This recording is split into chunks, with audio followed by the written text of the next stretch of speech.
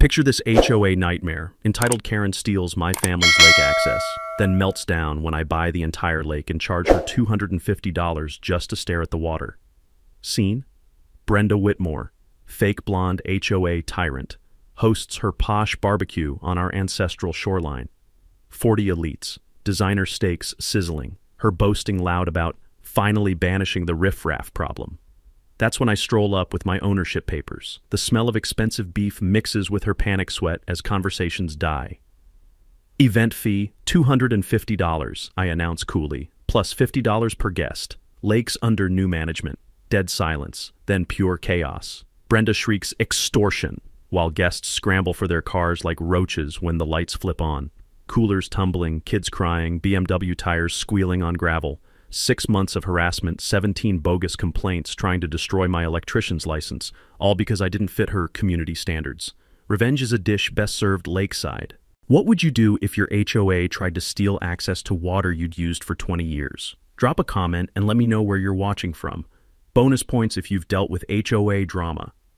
My name's Derek, and 6 months ago I thought the biggest problem in my life was my recent divorce. Boy, was I wrong. Turns out, dealing with my ex-wife was like playing checkers compared to the four-dimensional chess match Brenda Whitmore had planned for my life. Let me paint you the picture. I inherited my grandfather's cabin in Pine Ridge, Colorado. Modest two-bedroom place built in 1962, sitting on 3 acres where the deer outnumber the neighbors. Grandpa Joe used to tell me stories about swimming in that lake every summer since he was a kid, back when the biggest controversy was whether trout fishing was better at dawn or dusk. The morning mist rolling off the water, the smell of pine needles mixing with coffee from my thermos, the satisfying crunch of gravel under work boots on that old dirt path down to the shoreline. This place was my church. I work union electrical. Good honest living, calloused hands, the kind of job where you actually fix things instead of just talking about fixing things. After my ex took half of everything, including my favorite coffee mug, which still stings, this cabin was basically my entire net worth. But here's the thing. I was perfectly happy with that arrangement. My routine was sacred. Wake up at 5:30, stumble to the kitchen, grab coffee strong enough to wake the dead, then shuffle down to the lake for a few laps before the rest of the world started demanding my attention. The water temperature in July feels like liquid silk. In October, it'll make you question your life choices, but in a good way. The lake sits about 100 yards behind my property line. 15 acres of water so clear you can see the rocky bottom 12 feet down. Technically belonged to Ezra Kowalski, this 70-something hermit who'd lived in his cabin on the far shore longer than some trees had been growing. Simple arrangement that worked for 60 years. Ezra owned it. Families with historical access used it respectfully. Everybody minded their own business. You know, like civilized human beings. Then the developers discovered our little slice of paradise. Willowbrook Estates. 43 houses that look like they were designed by someone who'd seen pictures of rich people's homes but never actually lived in one. Each McMansion trying to out-Mediterranean the next, squeezed onto lots that used to be meadow where elk would graze. The smell of fresh asphalt and landscaping chemicals replaced wildflower meadows practically overnight. Every house costs more than I'll make in a decade. Every lawn maintained by crews who show up at 6 a.m. sharp because God forbid anyone see an imperfect blade of grass. The kind of neighborhood where people buy $80,000 cars to drive 3 blocks to Whole Foods. Enter Brenda Whitmore, HOA president, real estate dynamo, and professional life ruiner. Think Real Housewife meets small-town dictator. Blonde hair that defies both gravity and nature, always dressed like she's expecting cameras, drives a BMW X5 that's whiter than her smile and twice as cold. Her house sits on what the marketing brochures called a premium lakefront lot, which sounds impressive until you realize they built a 4,000 square foot monument to mortgage debt without actually owning an inch of lake access. The first time Brenda graced me with her presence, I was dripping lake water and probably resembling a very content wet dog. She materialized on my dock like some suburban succubus, all fake concern and sugar-sweet venom. "Oh, hello. You must be Derek." The click of her designer heels on my weathered wooden planks sounded like a countdown timer. "I'm Brenda Whitmore, president of the Willowbrook Estates Homeowners Association. I was hoping we could chat about some liability concerns." The way she said liability made it sound like I was personally responsible for every insurance claim in Colorado. "I'm sure someone with your background understands we have property values to protect," she continued. eyes scanning my modest cabin like she was calculating exactly how much my existence decreased her net worth. Someone with my background. Lady, I wire the houses that keep your lights on. A week later, I found out exactly what Brenda's concerns looked like. A chain-link fence blocking the path my family had used since Eisenhower was president. Game on. Staring at that fence was like watching someone key your car in slow motion. The metal posts gleamed like surgical steel, concrete footings still dark with moisture, and every no trespassing sign positioned with the precision of someone who probably color codes their sock drawer. But here's the thing about being an electrician. 20 years of troubleshooting teaches you that every problem has a solution. You just need to find the right circuit breaker to flip. First stop, Jefferson County Records Office, where hope goes to die under fluorescent lights and the musty smell of decades-old paperwork.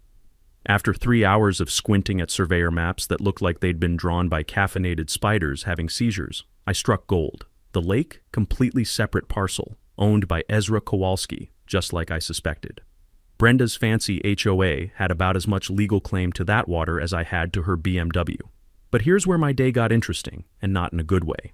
Turns out our suburban dictator had been busy little bee. Public records showed she'd already made Ezra an offer, $50,000 for exclusive Willowbrook access rights.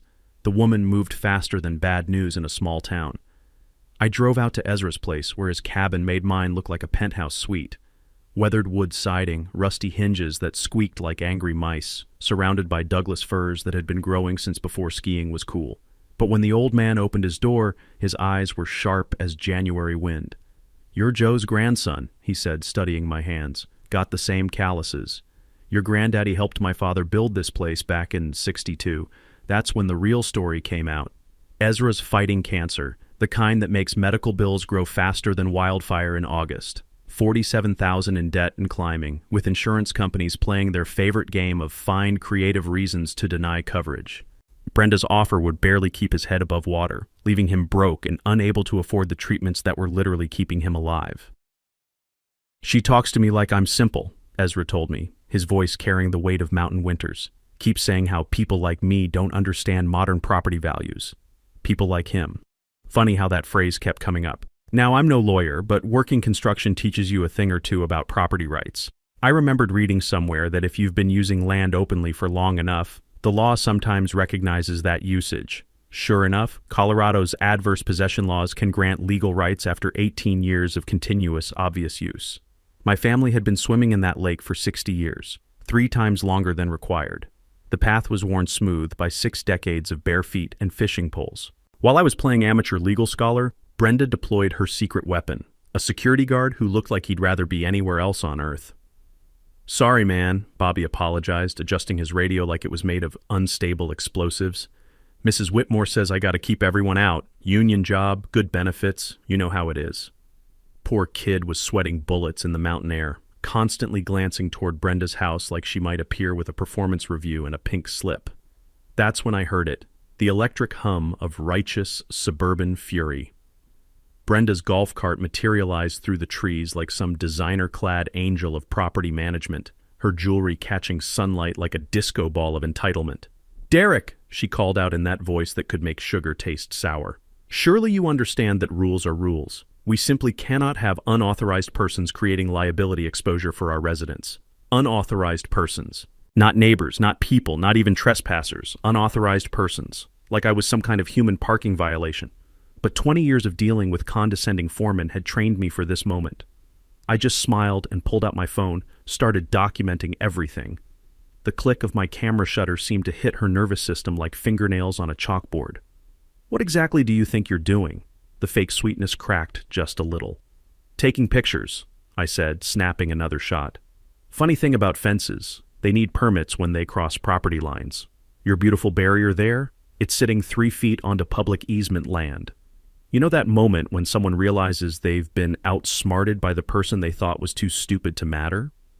Brenda's face went through more changes than a traffic light having a nervous breakdown. 48 hours later, Jefferson County Code Enforcement showed up with measuring tape and an attitude problem for Brenda. Her fence had to move, and she had exactly 2 days to do it, or start paying daily fines that would make her car payment look like pocket change. Her meltdown was spectacular. Standing there screaming at the county inspector about harassment and corruption while he calmly wrote her citation, her voice rising to frequencies that probably confused the local wildlife. The mountain wind through the pines almost seemed to be laughing. Round 1, working man 1, HOA tyrant 0, but something told me this was just the opening act. If I thought winning round 1 would cool Brenda's jets, I had another thing coming.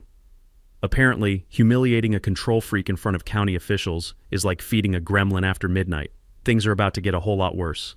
3 days post-fence fiasco, my phone rang with news that made my morning coffee taste like liquid regret. Tom Rodriguez, my lawyer buddy who usually calls about fishing trips and football bets, sounded like he'd just watched his truck get repossessed. "Derek, we got a problem. Emergency HOA meeting tonight. They're bringing in a sheriff's deputy to discuss vagrant activity and security threats around the lake area." Vagrant activity. That's me, apparently.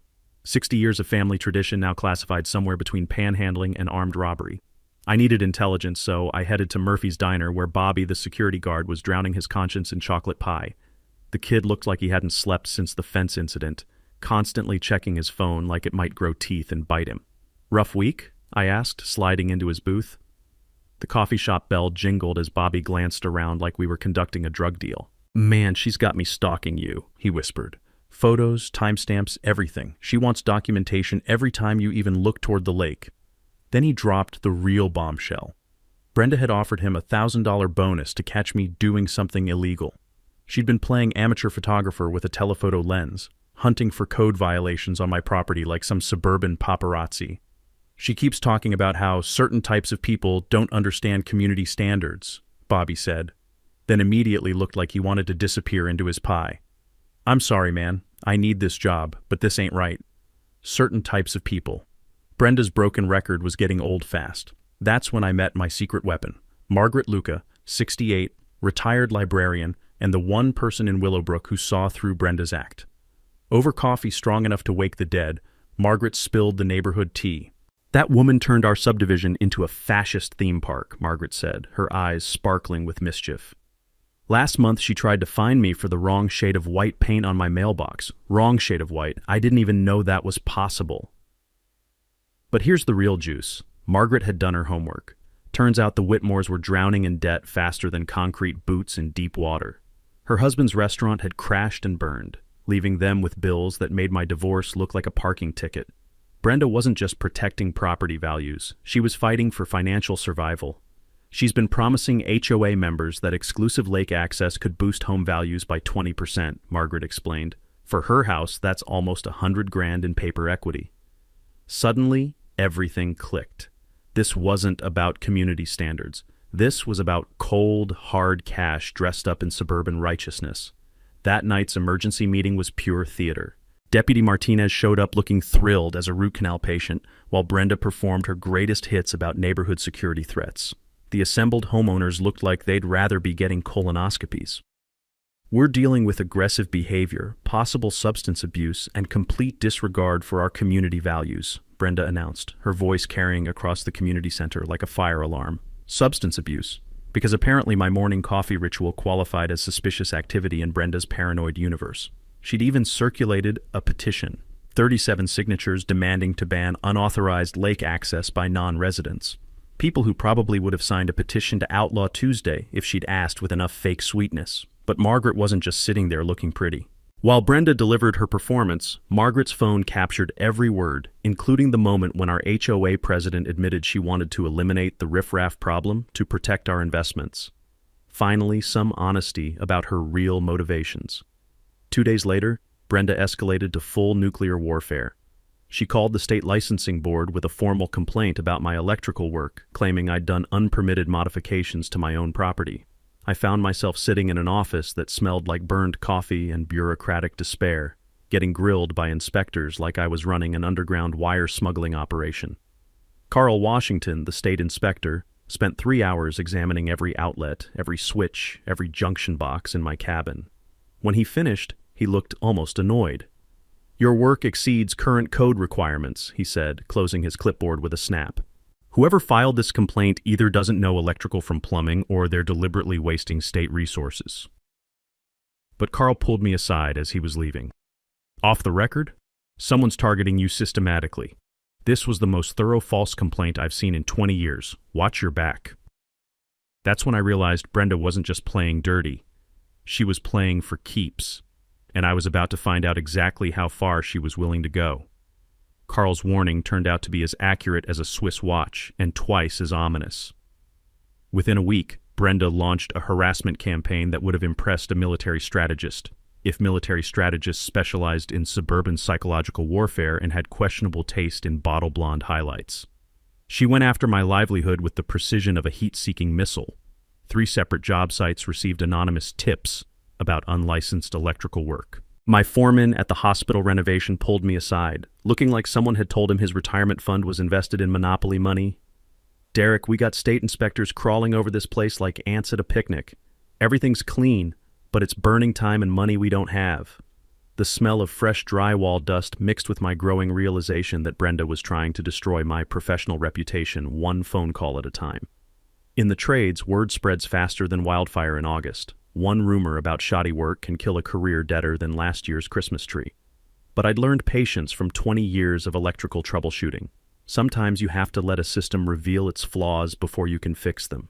So instead of losing my mind, I did what drives control freaks absolutely crazy. I stayed calm and documented everything. My morning lake visits became scientific expeditions. Every swim photographed with timestamps, GPS coordinates, and enough documentation to satisfy a federal investigation. My grandfather had taught me something about property rights that most people never learn. If you use land openly and continuously for decades, the law eventually recognizes your claim. Colorado's prescriptive easement laws protect rights earned through consistent use, and my family had been swimming in that lake since before Brenda was born. While building my legal fortress one photo at a time, I spent more hours with Ezra, bringing groceries and fixing repairs around his weathered cabin. The old man's health was declining, but his memory stayed sharp as December wind. Working on his sagging dock, hammer taps echoing across the water like a woodpecker with OCD, he shared stories that went back 70 years.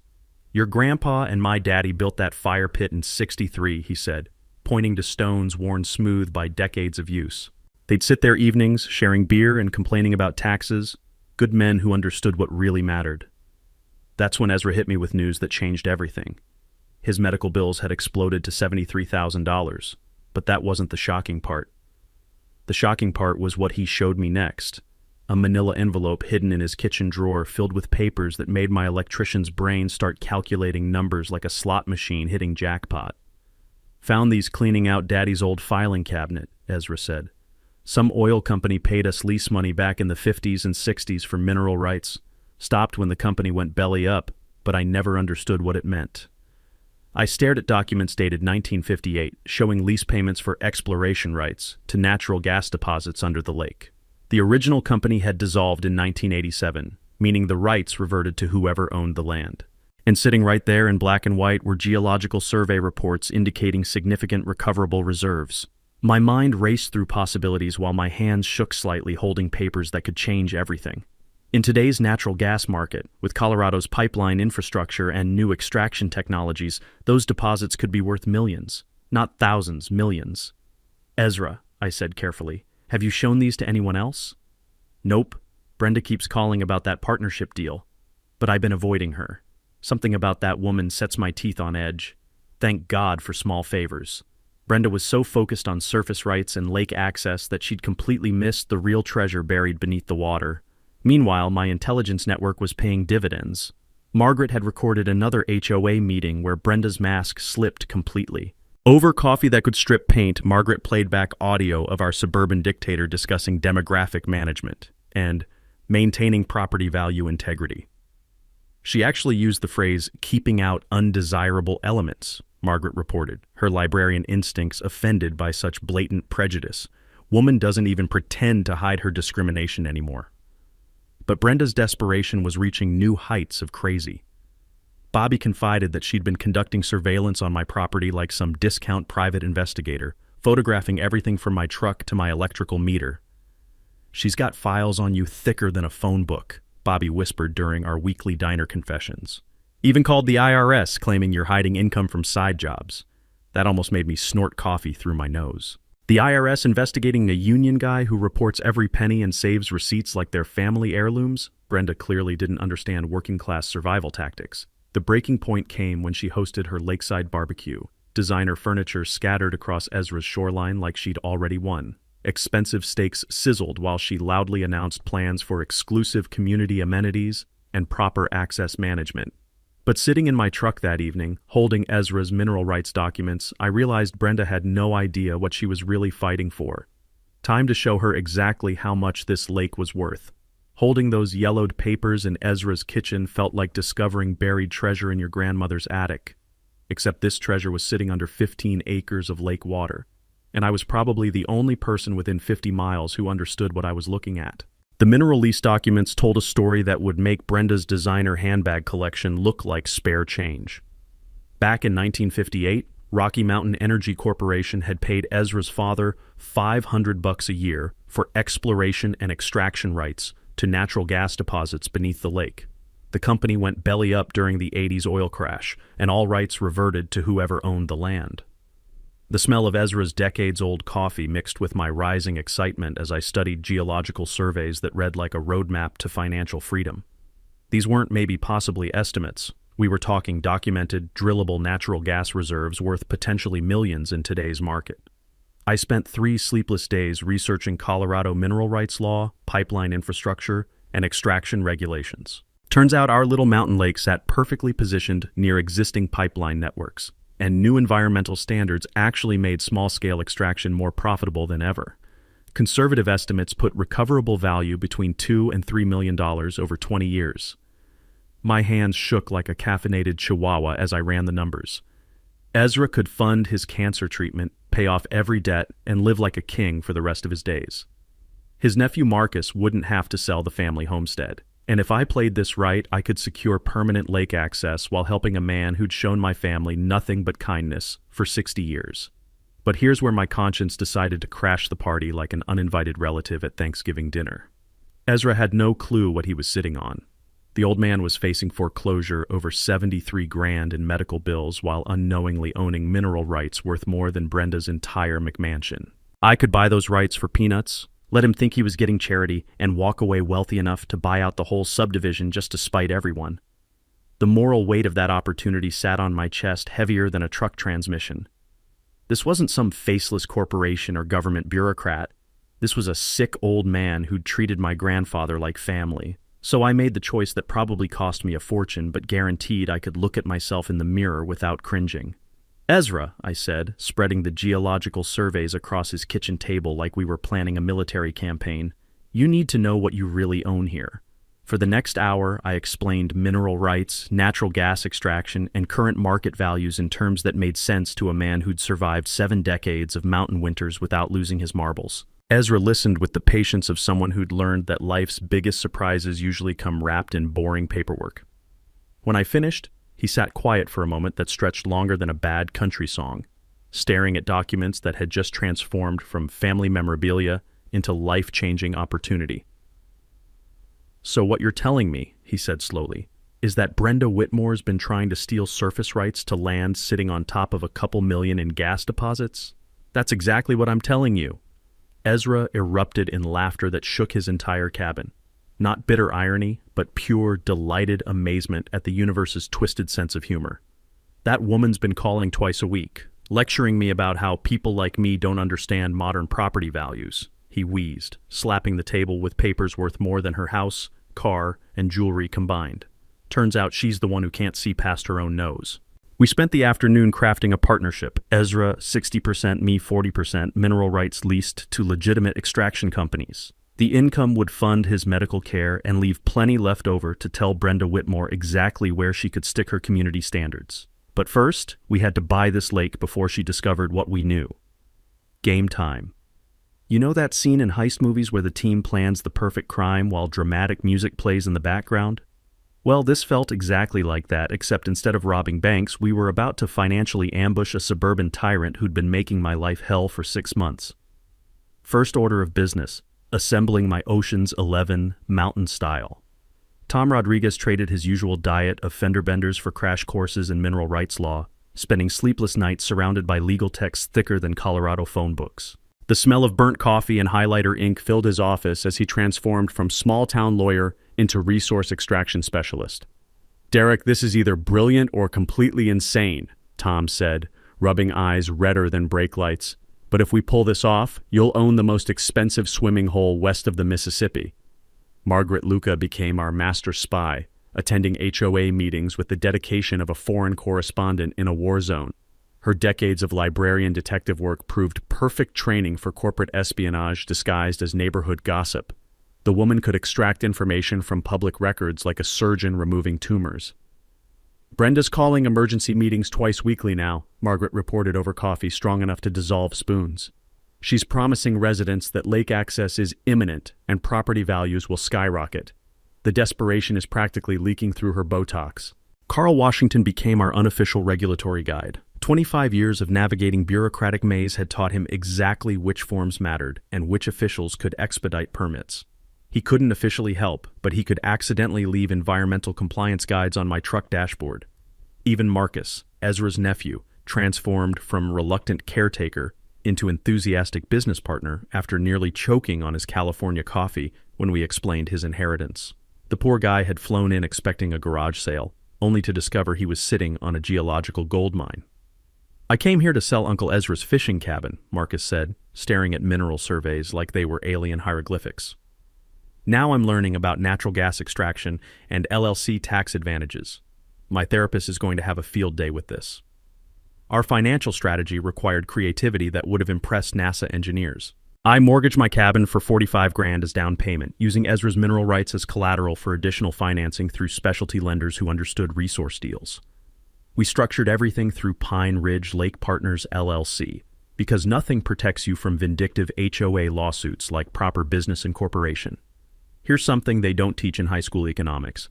LLCs are financial force fields. They protect your personal assets while providing tax flexibility and professional credibility. When Brenda inevitably tried to sue us for ruining her neighborhood, she'd be attacking a properly structured business entity, not individual bank accounts. The master plan unfolded in 3 phases like a perfectly choreographed dance. Phase 1, shock and awe purchase at a price Brenda couldn't match. Phase 2, lease mineral rights to legitimate extraction companies with environmental safeguards that would satisfy even the tree huggers. Phase 3, develop premium recreation facilities that generated steady revenue while maintaining natural beauty. Revenue projections made my electrician's calculator smoke with excitement. $200,000 annually from mineral leases, plus $75,000 from day use fees. We weren't just buying water rights. We were creating a sustainable business that would fund Ezra's medical care and give me enough financial independence to tell future HOAs exactly where they could stick their architectural guidelines. Meanwhile, I spent evenings installing security cameras disguised as routine maintenance, the scent of pine sap mixing with anticipation as I mounted weatherproof surveillance around the lake perimeter. Professional boundary signs came next, tasteful wooden posts that established ownership without resembling military checkpoints. The permit pricing system took weeks to perfect. $50 for individual day use seemed reasonable, enough to limit crowds while generating income. Special events like weddings or corporate retreats would command premium rates. $250 felt appropriate for groups wanting exclusive access. Something told me Brenda's future barbecues would fall into that category. Our intelligence network operated smoother than high-end bourbon. Margaret recorded every HOA meeting, documenting Brenda's increasingly frantic promises about imminent lake access. Bobby provided early warning about his employer's schemes, and Carl monitored any new harassment complaints filed against me. The environmental partnership proved unexpectedly valuable.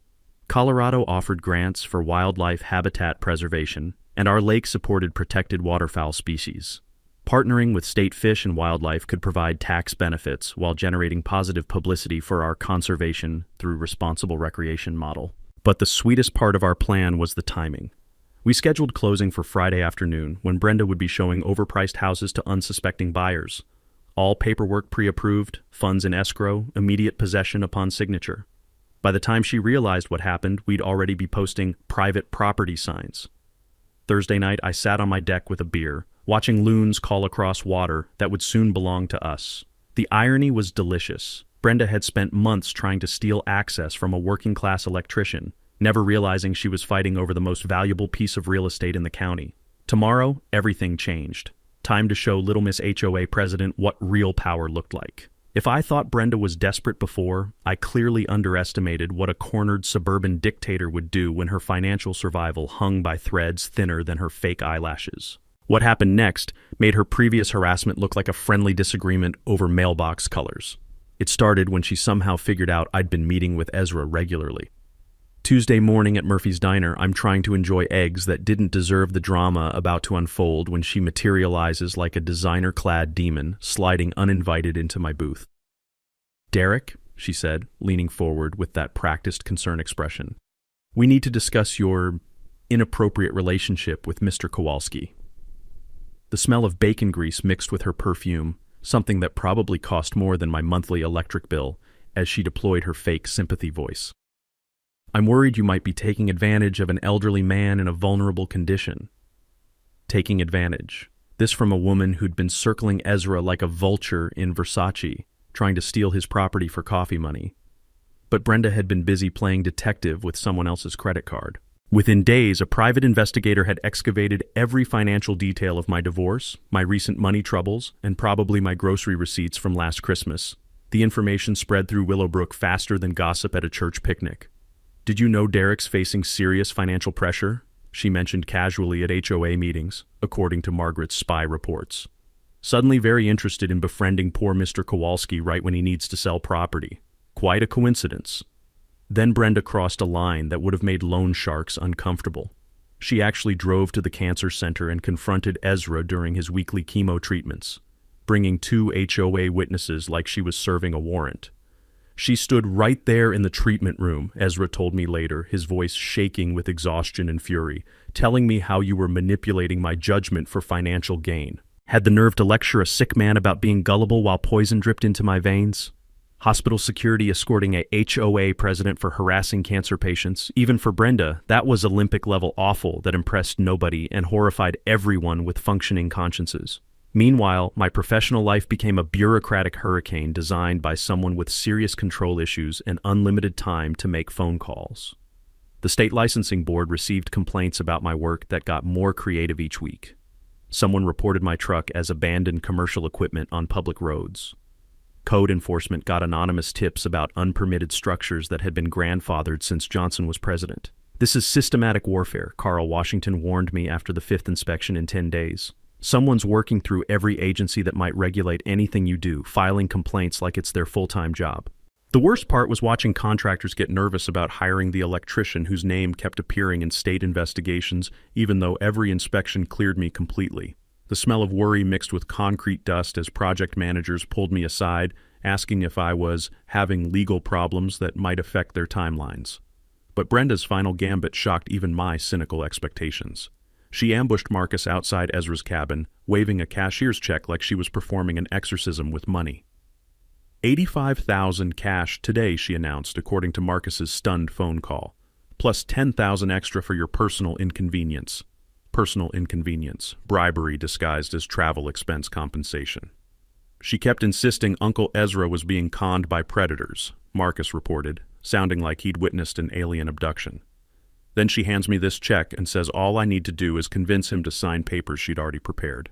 That's when Marcus dropped the bombshell that made my blood freeze. Brenda had actually forged preliminary sale documents, complete with signatures she claimed showed Ezra's intent to sell. She'd been preparing to close a deal based on fabricated paperwork. "The documents looked official," Marcus said. "If I didn't know better, I might have believed Uncle Ezra had already agreed to sell." Forgery, elder abuse, harassment, bribery, and fraud wrapped in suburban entitlement that would have impressed organized crime bosses. This woman had escalated from petty HOA tyranny to actual felonies without missing a beat. But here's the beautiful irony that kept me warm at night. While Brenda was burning through her husband's maxed-out credit cards on private investigators and illegal schemes, she still had zero clue about the mineral rights gold mine sitting under that lake. Her $85,000 bribe looked generous compared to earlier lowballing, but she was essentially offering lunch money for the geological equivalent of winning Powerball. Thursday evening, I got the call that changed everything. Tom Rodriguez, voice tight with excitement and disbelief. "Derek, we need to move fast. Brenda's lawyer just filed an emergency injunction claiming Ezra lacks mental capacity for major financial decisions. They're trying to stop tomorrow's closing." Suddenly, Friday wasn't just closing day anymore. It was D-Day. Thursday night's emergency injunction hit like a lightning bolt through a clear sky. At 11:47 p.m., Tom's call delivered news that made my blood pressure spike higher than Colorado mountain peaks. "They're claiming Ezra has dementia," Tom said, his voice vibrating with barely controlled rage. "Brenda's hired gun filed papers stating he's mentally incompetent to make major financial decisions. They want court-appointed guardianship to review all his affairs." Mental incompetence. The woman who'd been terrorizing a cancer patient was now claiming the sharp-minded old man who could recite fishing stories from 1963 lacked capacity to manage his own life. Friday morning felt like suiting up for the Battle of Gettysburg. I arrived at Rocky Mountain Title to find Brenda's legal army already fortified like they were defending Fort Knox. James Crawford, her $500 per hour hired gun, commanded the conference table like a general planning nuclear war. "Recent evidence suggests Mr. Kowalski suffers cognitive decline consistent with chemotherapy-induced mental impairment," Crawford announced, reading from documents that probably cost more than my truck. "Our psychiatric evaluation indicates diminished capacity for decisions of this financial magnitude." Psychiatric evaluation. Some rent-a-doctor who'd probably examined Ezra for 5 minutes and pronounced him unfit based on Brenda's coaching. But here's where desperation made Brenda sloppy. While she was playing courtroom games, Marcus had orchestrated something beautiful: independent cognitive assessment by Dr. Sarah Mitchell, Jefferson County's own elder care specialist who couldn't be bought, bribed, or bullied. The smell of recycled air and nervous tension filled the title office as Dr. Mitchell delivered her verdict with scientific precision. "Mr. Kowalski demonstrates complete cognitive function appropriate for his age and education. Memory, reasoning, and decision-making capacity all test within normal parameters." Crawford's complexion cycled through more colors than a mood ring in a microwave. Furthermore, Dr. Mitchell continued with the authority of someone who'd spent 30 years evaluating mental capacity. "Mr. Kowalski expressed clear understanding of this transaction, its financial implications, and his personal motivations for proceeding. Zero evidence of coercion or diminished judgment." That's when the star of our show made his entrance. Ezra rolled into the office in a wheelchair pushed by Marcus, looking like a mountain patriarch temporarily trading flannel for legal warfare. Chemo had weakened his body, but his eyes burned with clarity that could cut diamonds. "Miss Whitmore," Ezra said, his voice carrying 7 decades of mountain authority, "you've spent months treating me like some addled old fool you could manipulate with pocket change and condescending smiles." The conference room went silent enough to hear heartbeats. "Now you want some judge to declare me mentally incompetent because I refuse to hand over my family's property to someone who thinks people like me are too stupid to understand what we own." Patricia Vance, the title officer, looked like she was witnessing a nature documentary where the gazelle suddenly grew fangs and started chasing the lions. But Brenda wasn't surrendering without unleashing every weapon in her arsenal. As Ezra's trembling but determined hand moved across the signature pages, she deployed her nuclear option. "This is criminal fraud," she announced to anyone within shouting distance. "I'm filing charges for elder abuse, conspiracy, and deliberate exploitation of a vulnerable adult." That's when Marcus smiled like a poker player revealing 4 aces and pressed play on his phone recording from Tuesday's bribery scene. Brenda's voice filled the office with crystal clarity. $85,000 cash today plus $10,000 for your personal inconvenience. Just convince the old man to sign papers I've already prepared with his forged signature." The silence that followed was so profound you could have heard snowflakes landing on the parking lot outside. Crawford started collecting documents faster than a card dealer after someone got caught cheating. My client was merely offering fair market value for legitimate property acquisition. "Fair market value," I said, speaking for the first time since entering this legal thunderdome. "For property containing mineral rights worth potentially $3 million. The expression on Brenda's face was absolutely priceless, like someone who'd just discovered they'd been trading Picassos for grocery coupons. At exactly 3:47 p.m. Mountain Time, Ezra's pen completed the final signature transferring lake ownership to Pine Ridge Lake Partners, LLC. That scratching sound was the death knell of 6 months of suburban tyranny. But our defeated dictator wasn't finished with the theatrics. As we walked toward the exit with our deed in hand, she was already speed dialing what sounded like every regulatory agency in Colorado. "This conspiracy won't stand," she shrieked after us, her voice cracking like ice under spring pressure. "I'll destroy you all in court, you manipulative criminals." "Ma'am," I replied, patting the folder containing our ownership papers, "you just tried that. How'd it work out for you?" We drove straight to our lake, where I had the distinct pleasure of installing the first official signage, Private property. Pine Ridge Lake Partners LLC. Day use permits required. $250 special events. The sound of Brenda's BMW engine screaming in the distance was sweeter than any victory song ever written. But something told me our suburban war was about to become very, very public. Monday morning arrived with mountain air so crisp it practically sparkled, promising the kind of peaceful day where the biggest drama would be choosing between coffee or tea. Instead, it delivered the most spectacular public meltdown in Pine Ridge history, complete with cameras, badges, and enough entertainment value to fuel social media for months. I was installing our new permit kiosk, a classy wooden station with laminated pricing and usage rules, when the familiar electric whine of Brenda's golf cart announced incoming trouble.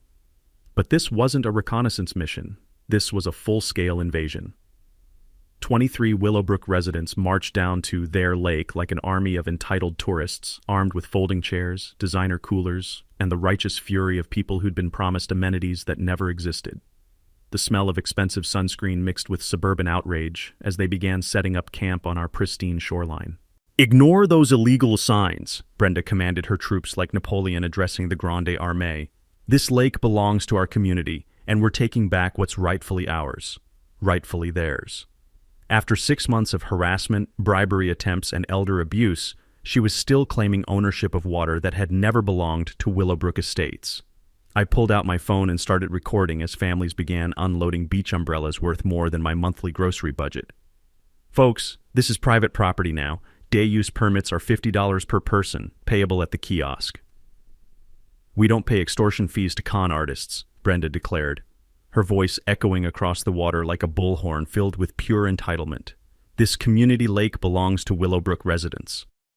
That's when Margaret Luca materialized like a silver-haired avenging angel, carrying a folding chair and coffee that could probably strip paint. The sight of their own neighbor supporting the enemy caused visible confusion among Brenda's invasion force.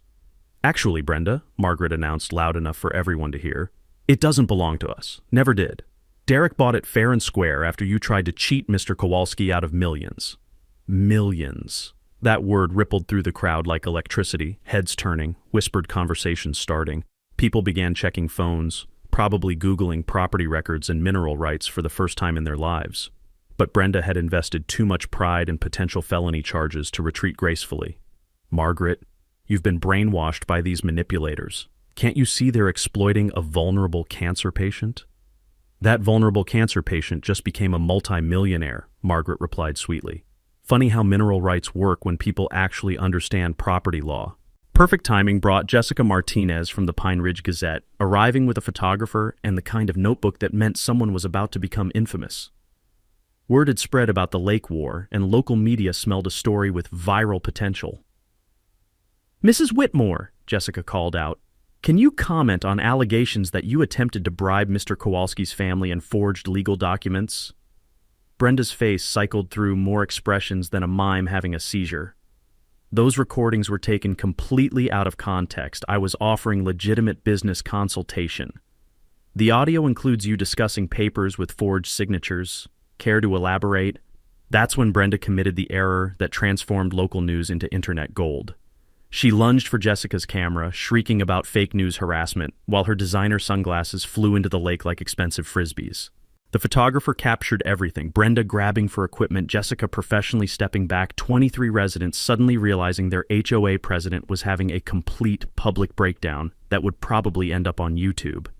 "You can't film on private property without permission," Brenda screamed, her perfect hair now looking like she'd been electrocuted by her own rage. "Actually, ma'am," I said calmly, "I gave them permission. It's my lake now."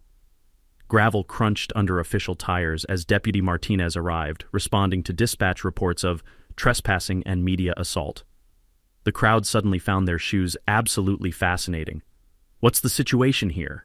Deputy Martinez asked, surveying scattered beach equipment and one woman who appeared to be vibrating with pure fury. "Trespassing on private property," I explained, showing our deed and permit documentation. "I've offered legal day use access, but some individuals refuse to comply with posted regulations." Deputy Martinez reviewed our paperwork with professional thoroughness. "Property ownership is legitimate," he announced to the assembled crowd. "Anyone remaining without permits faces trespassing charges." Brenda's army began evacuating faster than tourists fleeing a hurricane, suddenly remembering urgent appointments elsewhere. But our suburban dictator wasn't surrendering without one final performance. "This is criminal extortion," she declared to her departing supporters. "Arrest these con artists for price gouging and elder abuse." Deputy Martinez looked at her with the patience of someone who'd handled entitled residents before. "Ma'am, private property owners can set any access fees they choose. That's basic property rights." The perfect justice moment came when Brenda stormed toward her golf cart, only to realize she'd parked on private property and technically owed $50 for vehicle access. "That'll be $50 for your parking permit," I called out as cameras rolled. "I'll see you in hell first," she screamed, climbing into her cart. "Ma'am," I replied with a smile that felt like Christmas morning, "you've been living in hell for months. Welcome to my paradise." 6 months later, I'm watching the sunrise paint our lake in shades of liquid gold while Ezra teaches his great-nephew to cast a fishing line from the same dock where my grandfather taught me 60 years ago. The circle of life continuing, just as it should. The immediate aftermath of Brenda's viral meltdown was swift and brutal. Jessica's article, complete with photos of our suburban dictator attacking journalists, exploded across social media faster than gossip at a church social. HOA Karen attacks reporter over lake she never owned got shared over 100,000 times, turning Brenda Whitmore into the internet's favorite example of entitled neighbor behavior gone completely wrong. Within 2 weeks, our harassment lawsuit resulted in a restraining order and $25,000 in damages, money that helped fund our first conservation improvements. The criminal charges for elder abuse and document forgery earned Brenda 6 months probation and 200 hours of community service cleaning public bathrooms, which seemed appropriately humbling for someone who'd spent months treating working people like dirt. Facing foreclosure and social media infamy, the Whitmores fled to Denver where nobody recognized them from viral videos. Their McMansion sold for 60% of its original price, becoming a cautionary tale about the cost of suburban tyranny. But our real victory was what grew from the ashes of their defeat. Pine Ridge Lake transformed into Colorado's premier example of conservation through community partnership. The natural gas extraction generated $180,000 annually with zero environmental impact, funding Ezra's complete medical care while creating an endowment that protects the lake forever. State wildlife partnerships brought $75,000 in habitat grants, restoring wetlands that hadn't existed since the 1940s. Our day-use permit system became a model studied by other communities. $50 individual access kept crowds manageable while generating $95,000 yearly. Premium event bookings averaged $400 per reservation, with wedding waiting lists extending 2 years ahead. We weren't just making money, we were proving that environmental protection and economic success could thrive together. Ezra's transformation was nothing short of miraculous. The man who'd faced foreclosure over medical bills now had guaranteed health care for life, plus enough income to spoil every great-grandchild in 3 states. His cancer went into complete remission, his energy returned, and most importantly, his dignity was fully restored. He became our unofficial lake historian, teaching visiting school groups about wildlife conservation and family traditions. "Your granddaddy always said this water brought out people's true character," Ezra told me last week, watching eagles nest in trees we'd helped restore. He just never mentioned it would also make us rich while doing it. Margaret Luca's election as HOA president ended Willowbrook's reign of terror, replacing petty regulations with community barbecues and neighborhood cooperation.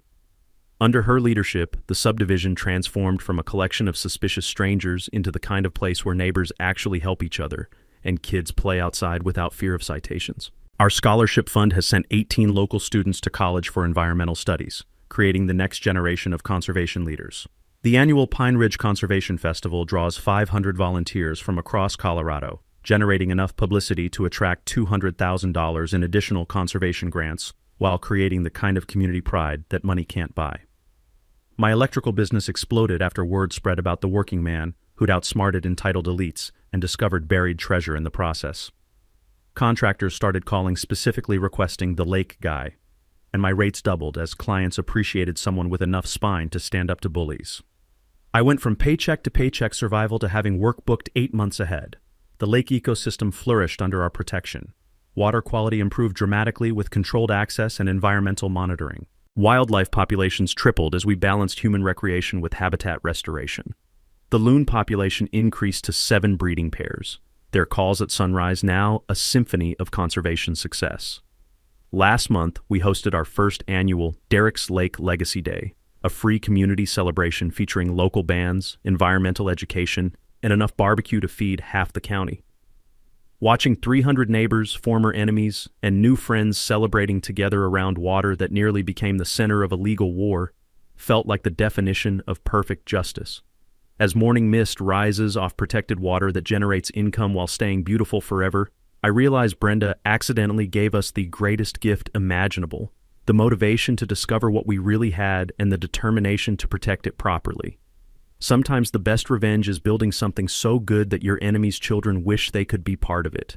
What would you do if your HOA tried to steal access to water your family used for 20 years? Drop a comment and let me know where you're watching from. Bonus points if you've dealt with HOA drama. Hit subscribe for more stories about underdogs who beat the system through patience, intelligence, and occasionally getting lucky enough to find buried treasure.